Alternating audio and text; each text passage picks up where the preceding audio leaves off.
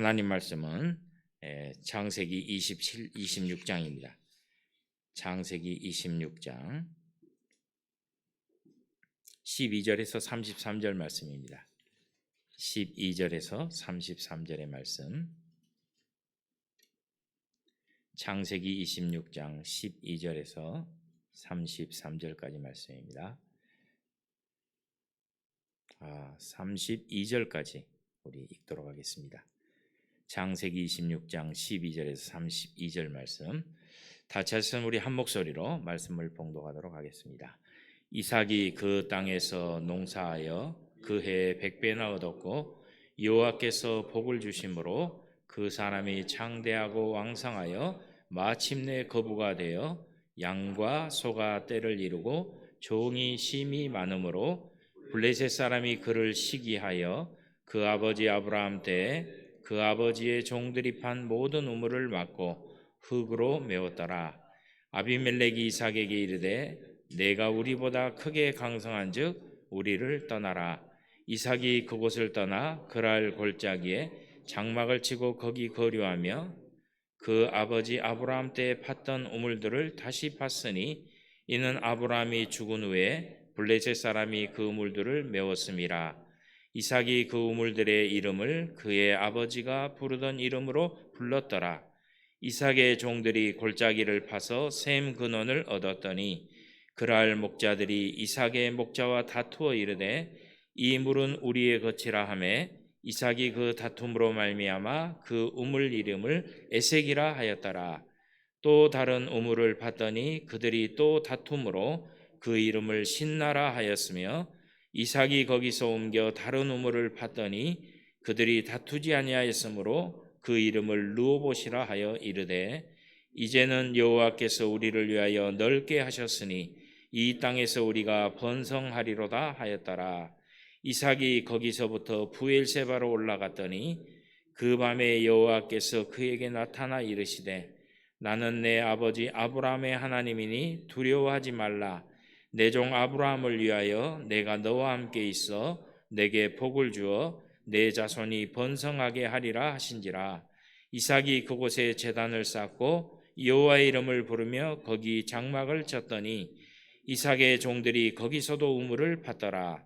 아비멜렉이 그 친구 아우삭과 군대장관 비골과 더불어 그랄에서부터 이삭에게로 온지라.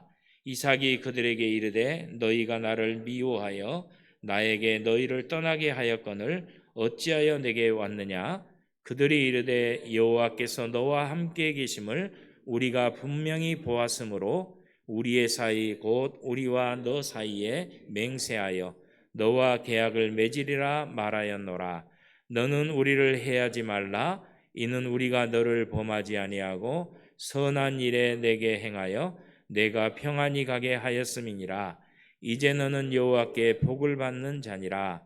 이삭이 그들을 위하여 잔치를 베풀매 그들이 먹고 마시고 아침에 일찍 일어나 서로 맹세한 후에 이삭이 그들을 보내매 그들이 평안히 갔더라.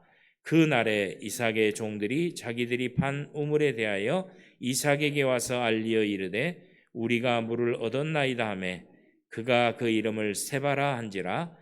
그러므로 그 성읍 이름이 오늘까지 부엘세바다라. 아멘. 오늘 이 말씀을 통해서 하나님이 복 주시는 사람, 이 제목으로 우리가 함께 주의 말씀 나누기 원합니다. 여러분, 오늘 이 말씀은 우리가 교회를 다니면서 설교를 들으면서 여러 차례 우리가 들었던 본문이고 잘 아는 본문일 것입니다. 그런데 오늘 이 본문을 통해서 우리가 발견하는 놀라운 두 가지가 있습니다. 그게 뭐냐면 첫 번째가 이런 겁니다. 끊임없이 시기하고 다투고 빼앗아가는데도 불구하고 이삭은 어떻게 끝까지 온유할 수 있었는가? 여러분, 이게 놀라운 일입니다. 여러분 보십시오. 오늘 성경 말씀에 보니까 이스라엘 블레셋 사람들이 그를 시기했다고 합니다. 시기할 뿐이 아니고 뭐라고 말합니까? 이 아버지 아브라함 때 팠던 우물을 막아버립니다. 여러분, 이 지역에서 우물은 생계를 위해서 굉장히 중요한 겁니다. 농사를 짓거나 목축을 하거나 우물이 없이는 할 수 없는, 왜냐하면 이 지역의 기후가요 비가 올 때 오고 비가 안 오면 여러 달 안 오거든요. 그러면 그 물을 어디에 가둬놓습니까? 우물을 파고 그 큰 우물에다 가둬놓고 물이 샘솟는 우물이 있으면 그 우물을 보호해서 그곳에서 나는 물로 목축을 하거나 농사를 짓습니다. 그런데 물을 막아버렸다는 얘기는 뭡니까? 이제 너는 더 이상 우리 가운데 살지 마라, 이런 얘기죠. 어디 그것뿐이겠습니까? 여러분, 이 블레셋 사람들, 이 그랄 골짜기에 산 사람들이 여러분 이삭을 굉장히 핍박을 합니다. 그래서 뭐라고 말합니까? 대놓고 말합니다. 네가 커졌으니까 우리 가운데 있으면 안 된다. 우리를 떠나라. 우리를 떠나라고 말합니다. 그리고 또 이삭이 잘 될 때만 와서 뭐라고 합니까? 다툽니다. 싸웁니다. 그래서 이삭이 싸울 때마다 그 우물의 이름을 뭐라고 붙입니까? 에색이라. 이 말은 다퉜다, 이런 얘기거든요. 근데 이게 조금 다툰 게 아니에요. 말로 언성한 게 아니에요. 물리적인 충돌, 이삭의 종들과 이 그 블레셋의 사람들이 어떻게 했습니까? 물리적인 충돌을 할 정도로 크게 다퉜다는 것입니다. 어디 그것뿐입니까? 두 번째 우물을 봤더니 그곳에서 또 물이 나는데 또 와서 또 다툽니다. 근데 그게 재밌는 게 이삭이 그 이름을 뭐라고 붙입니까? 21절에 신나라고 붙입니다.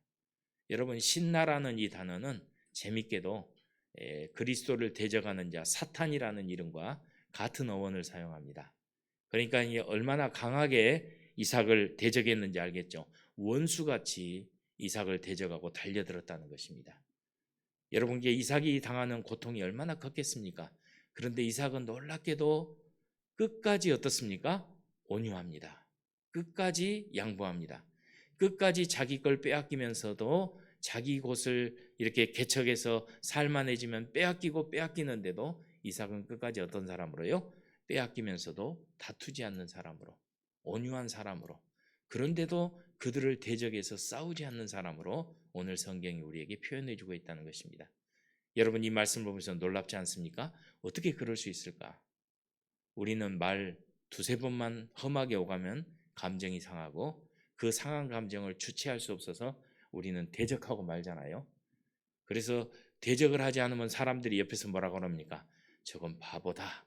이라고 바보 소리 듣기 싫어서 싸워요. 여러분, 우리가 실제 삶에서 그런 일이 많이 일어납니다. 그런데 여러분, 우리가 예수 믿고 사는데 밖에 나가보면요, 예수 안 믿는 사람들은 굉장히 시기하고 질투하고 다투고 대적하고, 특별히 우리가 그들과 좀 다르게 예수 믿는 삶을 살면 신실하게 살수록 회방 놓고 대적하는 것을 우리가 경험하게 된다는 것입니다. 그런데 오늘 이 말씀을 통해서 우리가 두 번째 발견하는 놀라운 것이 있습니다. 그건 뭐냐면 이렇게 회방 놓고 대적하고 이렇게 빼앗아 가는데도 오늘 성경 말씀은 한결같이 우리에게 뭐라고 말합니까?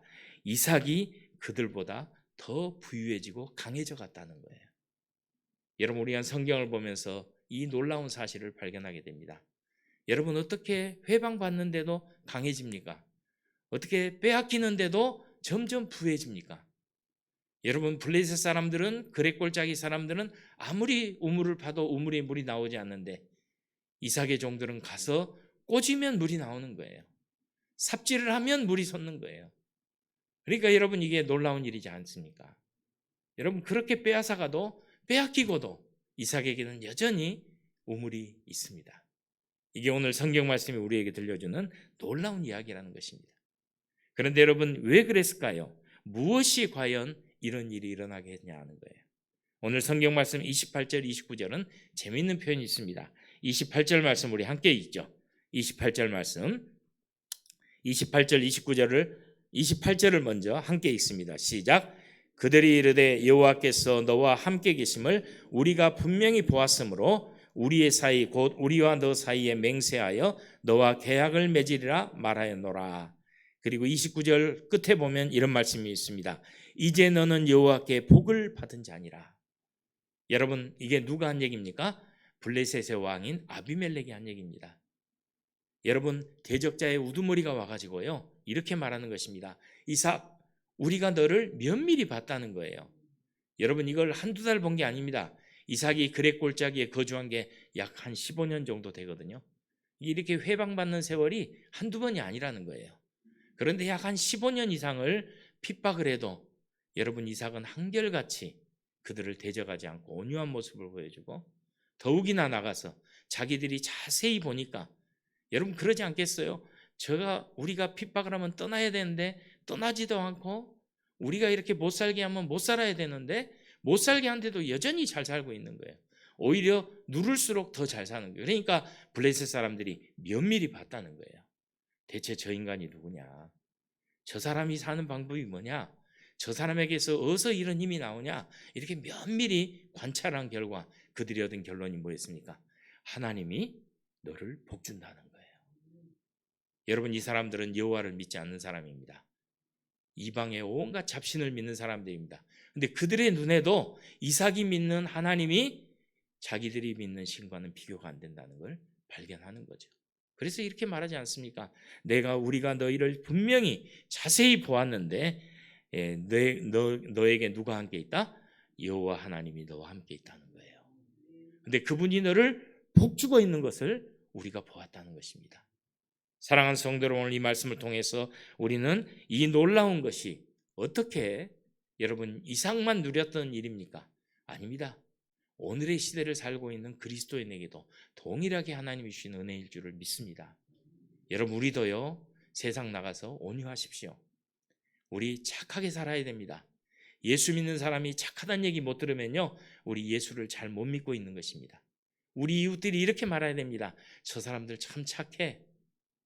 우리가 아무리 뜯어봐도, 오랜 세월을 뜯어봐도 저 사람들은 아주 착해. 여러분, 이렇게 얘기해야 돼요. 그리고 이렇게 얘기해야 됩니다. 이상해. 저 사람들은 뭔지 모르지만은 저 사람들을 보고 있으면 뭔가가 잘 되고 있다는 느낌이 들어. 왜 그럴까? 이런 궁금증이 우리 주변에 예수를 믿지 않는 사람들 속에 일어나야 된다는 것입니다.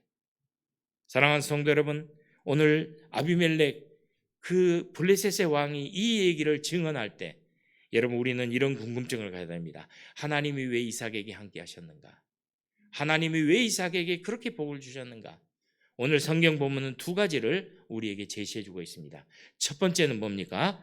하나님이 당신이 그 아브라함에게 했던 언약 때문에 그렇다는 거예요. 24절 말씀 볼까요? 24절 말씀 제가 읽어드립니다.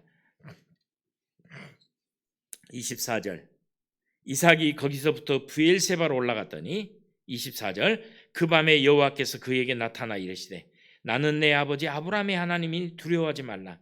내 종 아브라함을 위하여 내가 너와 함께 있어 내게 복을 주어 내 자손이 번성하게 하리라 하신지라. 25절, 이삭이 그곳에 뭘 쌓았어요? 제단을 쌓고 여호와의 이름을 부르며 거기 장막을 쳤더니.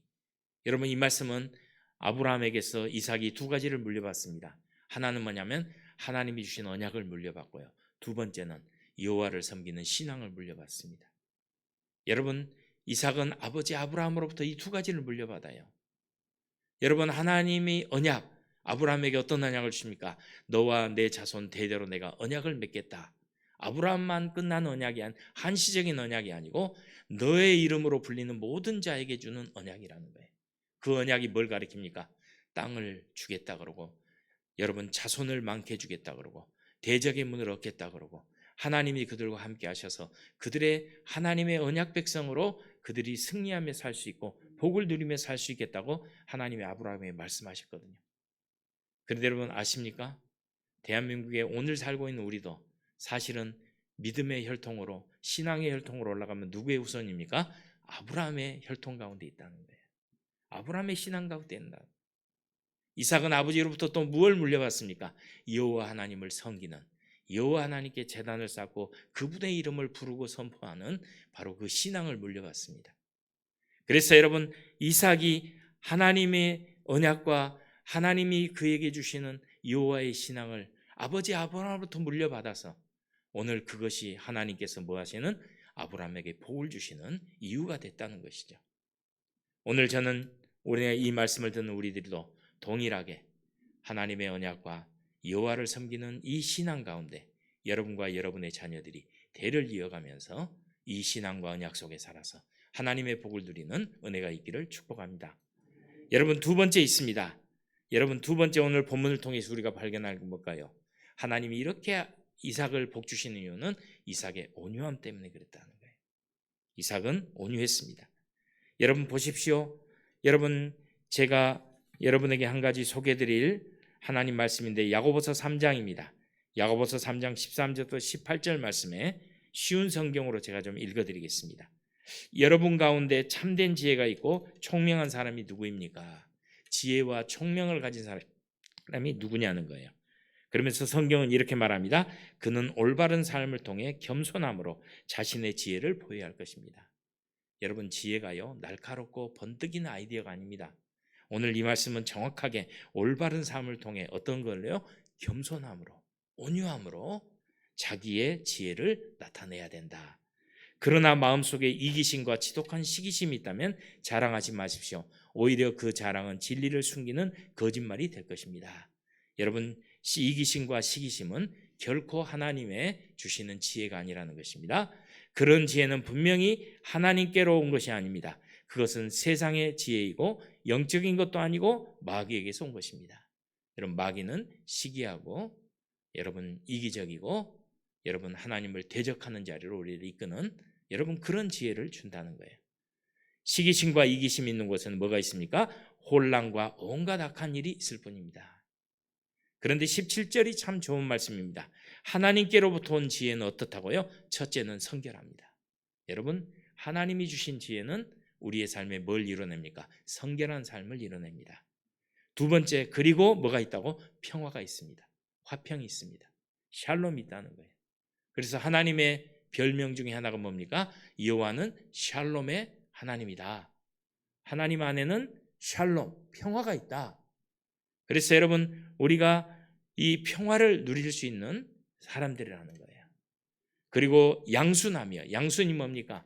착하다는 거예요. 순하다는 거예요. 거칠지 않다는 거예요. 예수 믿는 사람은 착하고 거칠지 않습니다. 예수 믿는 사람은 말도 부드럽습니다. 그 다음에요, 즐겁습니다. 예수 믿는 사람이 슬프고 고통스럽고 이게 아니고요. 예수 믿는 사람은 뭔가 분노에 있어서 매일 삶을 살면서 이 투쟁에서 이겨야 된다 이런 게 아니고 예수 믿는 사람은 하늘로부터 오는 지혜는 우리를 즐겁게 한다는 데 있다는 것입니다. 사랑하는 성도 여러분, 즐거워하십시오. 여러분 기뻐하십시오. 주님 안에서 매일같이 즐거움이 뭔지를 알게 되는 은혜가 있기를 바랍니다. 또한 어려움에 빠진 사람들을 돕습니다. 예수 믿는 사람은 어려움에 빠진 사람을 돕는다는 거예요. 자기 의무가 아니어도 여러분 손을 내밀어서 돕는 사람이라는 거예요. 그래서 주님이 선한 사마리아 사람 비유를 제자들에게 들려주잖아요. 자기하고 아무 상관이 없는데 고통당하는 사람을 지나치지 않고 도와준다는 거예요. 자기 것을 허비해가면서 도와주고 있는 모습을 우리에게 소개하고 있습니다. 그 다음에요, 다른 사람을 위해 선한 일을 하려고 애씁니다. 다른 사람을 위해서 선한 일, 누구하고 얘기하든지 어떤 사람하고 있든지 그곳에서 선한 일을 이루어내려고 애쓰는 사람들이 바로 우리들이고 하나님의 백성들이고 여호와의 이름을 부르는 자들이라는 거예요. 여러분 착하십시오. 여러분 주변에서 어떤 사람과 대하더라도 여러분이 착하다는 얘기를 들으십시오. 그래서 오늘 성경은 이렇게 말합니다. 늘 하나님이 주신 지혜는 공평하고 정직합니다. 그리고 평화를 위해 힘쓰는 자들은 그들의 의로운 삶으로 좋은 열매를 맺게 될 것입니다. 선한 열매를 맺는다는 것이죠. 우리 예수님도 제자들에게 이렇게 말했습니다. 제자들에게 예수님 뭐라고 말합니까? 예수님이 이렇게 말합니다. 나는 마음이 온유하고 겸손하다. 예수님 자기가 자기를 우리에게 소개하실 때 그래. 나는 마음이 온유하고 겸손하다. 나의 멍에를 메고 내게 배우라. 그리하면 너희 마음이 뭘 얻으리라? 쉼을 얻으리라. 여러분 안식을 얻는, 평화를 얻는다는 거예요. 우리 주님께서 너희가 나를 보면 알지만 나는 마음이 온유하고 겸손한 사람이라는 거예요. 오늘 이 말씀을 통해서 우리는 참으로 온유하고 겸손해서 하나님이 주는 복을 누리는 성도들 되기를 간절히 축복합니다. 여러분, 우리는 힘이 있어야 이긴다고 생각합니다. 절대적으로 능력이 있어야 평화가 온다고 생각합니다. 이게요, 세상적인 관점이란. 우리도 세상 살다 보니까 우리도 은연중에 모르게 힘이 있어야 내 평화가 지켜진다고 우리도 마음의 하나의 신념을 우리가 갖고 있어요. 왜 그런지 아십니까? 우리 자신을 보면 이렇습니다. 우리가 뭔가 소유한 것들이 줄어들면 어떻습니까? 불안해집니다. 그리고 그 소유한 것이 기도를 해도 속도가 줄지 않고 계속 줄어보십시오. 나중에 우리가 어떤 생각입니까? 목소리가 굵어지고 기도가 거칠어지고 나중에 하나님께 나가서 따지는 기도를 하게 됩니다. 여러분, 죄송하게도요, 우리가 신앙생활을 열심히 해도 언젠가는 그 한계를 마주하더라고요.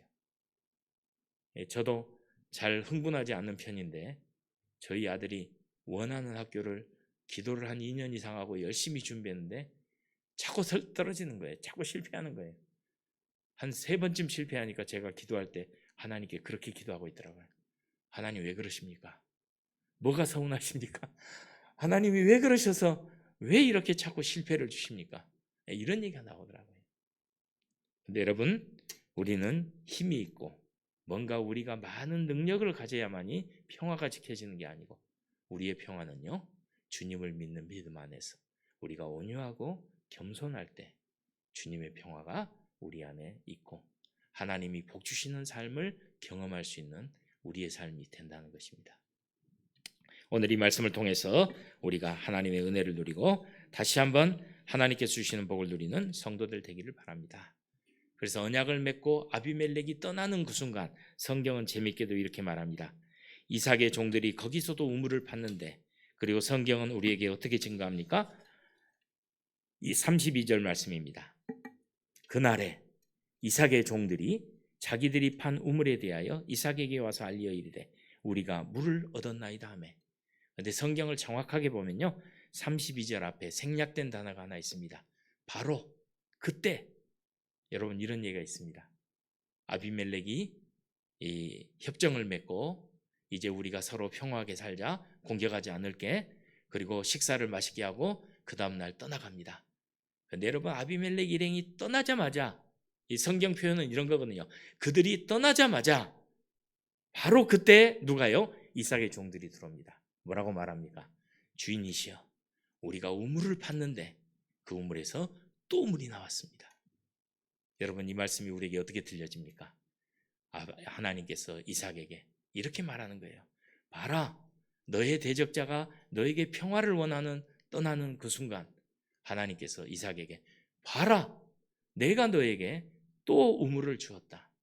내가 너를 또 창대할 기회를 줬고 너를 부하게 하는 기회를 얻고 네가 복받는 기회를 너에게 지금 주고 있다. 하나님이 이렇게 말씀하는 거죠. 실감나지 않습니까? 여러분, 우리가 이렇게 착하게 하나님 앞에 온유하게 살다 보면 하나님이 우리의 삶에서도 이런 놀라운 복을 주실 줄을 믿습니다. 다 같이 기도합시다. 화평하게 하는 사람은 복이 있나니 그들이 하나님의 아들이라 일컬음을 받을 것이며, 우리가 주님이 주시는 샬롬을 이 땅에서 이루어내고자 애쓸 때 주님께서 우리를 하나님의 아들이라고 불러주신다고, 하나님의 아들로 우리를 인정해 주신다고 말씀하신 주의 말씀을 기억합니다. 우리가 이 땅을 사는 동안 어떤 일을 만나고 어떤 사람을 만나고 어떠한 상황을 만나더라도 하나님, 우리가 주의 말씀처럼 온유하고 겸손한 사람, 주님처럼 온유하고 겸손한 삶을 살게 하여 주옵소서. 어떠한 방해 앞에서도 하나님이 우리와 함께 하시고 우리를 도우신다는 믿음으로 온유하고 겸손하여서 하나님이 주시는 놀라운 믿음을 가지고 승리할 수 있는 저희들 되게 하여 주옵소서.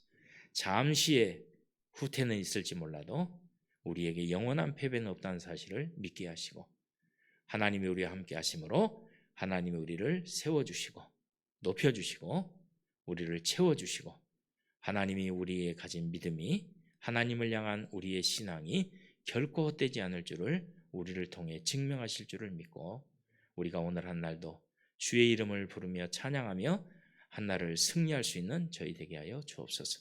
엎드려 기도하는 자리에서 우리의 기도를 들어주시고 우리의 무엇보다도 우리의 마음에 고통을 하시는 주님께서 우리가 입을 열어 구할 때 하나님 들어주시며 응답하여 주사 우리를 고통 가운데 건져주시고 하나님이 예비하신 복으로 채워주심으로 우리의 발이 굳건히 설 뿐이 아니고 더 높은 곳을 향해 나갈 수 있는 생활과 삶이 되도록 허락하여 주옵소서. 축복하옵고 우리 구주 예수님 이름으로 기도하옵나이다. 아멘. 오늘 이 말씀을 생각하면서 우리 기도하기로 합니다. 기도하실 때 담임 목사님 그리고 사모님께서 선교지에 가 계십니다. 여러분 기억하시고 기도해 주셔서 정탐 잘 마치시고 하나님이 계획한 걸 잘 알고 오셔서 하나님의 일을 여전히 잘 할 수 있도록 기도해 주시기를 바랍니다. 우리 다 같이 통성으로 한번 기도합니다.